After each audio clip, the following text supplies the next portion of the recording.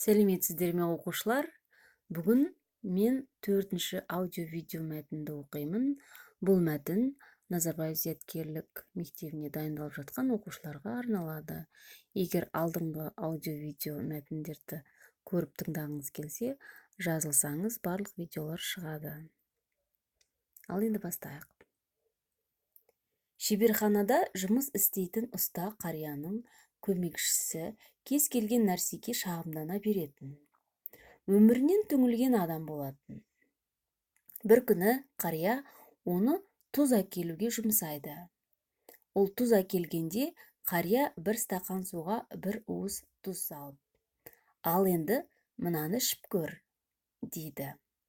Ол іше сала түкіре бастайды. Оған қария: «Судың дәмі қандай екен?» дейді. Оған өкпелі күймен: «Тұзы удай», деп жауап береді. Ұста оған мырс күліп, оның қолынан ұстап далаға ертіп шығады. Ләм-мим деместен дарияның жағасына ертіп әкеледі.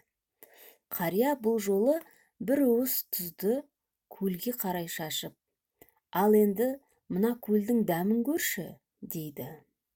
Ол көлден су алып ішіп, иегінен аққан суларды қолымен сүртіп жатқанда қария: «Судың дәмі қандай екен?» дейді. Ол оған: «Сергітуші, дәмді, салқын», деп жауап береді. «Тұздың дәмі бар ма екен?» дейді. Ол «Жоқ», деп жауап береді. Сонда қария дарияның жағасында отырған көмекшісінің қасына жайғасып: «Бұл өмірде қиыншылықтар осы тұз секілді. Келетін қиыншылықтардың, тұздардың мөлшері бірдей болады. Аз да емес, көп те емес. Оның ауыртпалығы, ащылығы оны қалай қабылдауымызға, қайда орналастыруымызға байланысты. Олай болса, басымызға бір қиыншылық келген кезде ең әуелі қиыншылық тудыратын сезімдерімізді кеңейту керек. Сол кезде ғана қиыншылықтармен күресе алатын боламыз.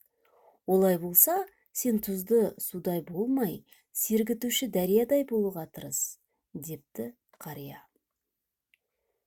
Бірінші сұрақ. Ләм-мим демеу сөзінің антонимін табыңыз. А. Ештеңе айтпау. Б. Тіл қатпау. С. Жан біту. Д. Бірдеңе айту.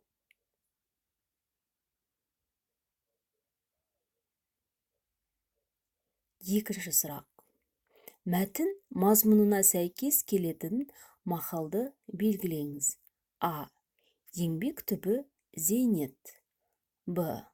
Ұстаздан шәкірт озар. С.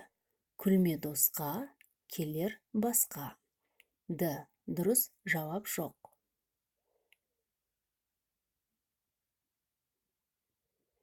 Үшінші сұрақ. Мәтіндегі дария деген сөз қандай мағынаны білдіреді? А. Қыздың есімі. Б. Көше немесе қала. С.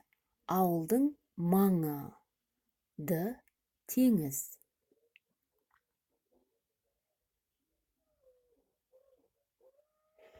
Төртінші сұрақ.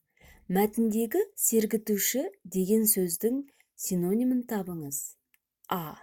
Дәмсіз. Б. Салқындатушы. С. Желсіз. Д. Ыстық.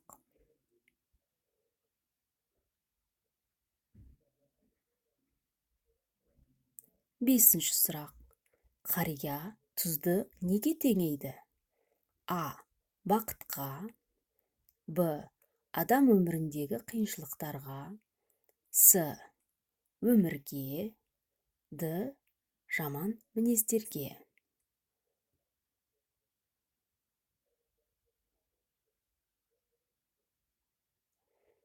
Ал құрметті оқушылар, енді осы сұрақтардың жауабын комментарийге жазуларыңызды сұраймын. Мені тыңдап көргендеріңізге рахмет. Сау болыңыздар.